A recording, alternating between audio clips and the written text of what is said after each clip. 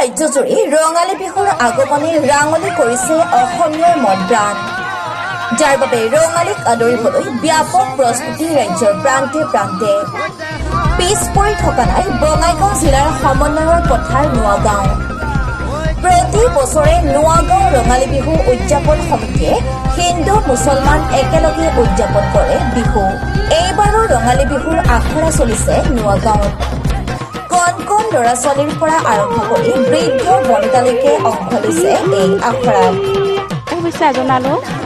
ৰঙালী বিহুৰ প্ৰস্তুতি ভালে চলি আছে, সকলোৱে ওলাই আহিছে, ডেকা গাভৰুৱে ল'ৰা ছোৱালীবিলাক সকলোৱে সৰু ডাঙৰে মিলি জুলি ভাল লাগিছে নাচিব পাই বিহু।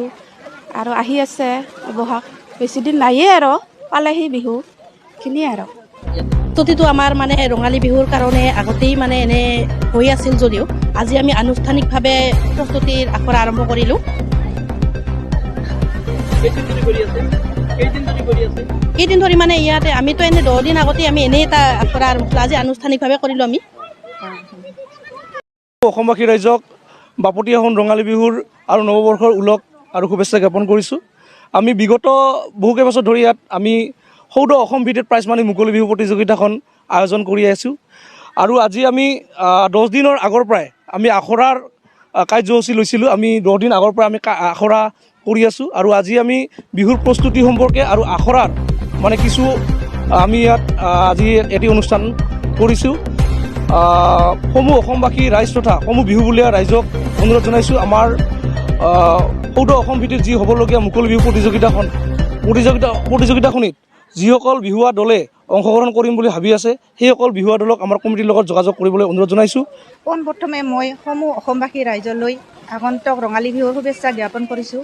আজি আমি সকলোৱে জীয়ৰী বোৱাৰী ডেকা গাভৰুৱে সকলোৱে মিলিজুলি আজি ৰঙালী বিহুৰ প্ৰস্তুতিৰ কাৰণে আখৰা কৰি আছোঁ। লগতে আমি সকলোৱে যাতে মিলিজুলি বিহুখন পাতিব পাৰোঁ ভালদৰে, এইখিনিয়ে মোৰ বক্তব্য। ৰঙালী বিহুৰ শুভেচ্ছা আমি সকলো অসমবাসীকে জানিলোঁ।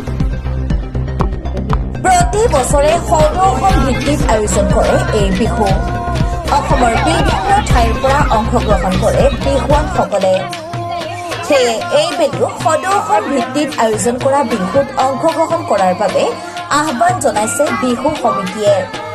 এই নোৱাগাঁৱৰ বিহু মঞ্চৰ পৰা সমন্বয়ৰ বাৰ্তা প্ৰেৰণ কৰিব সমূহ অসমবাসী ৰাইজলৈ।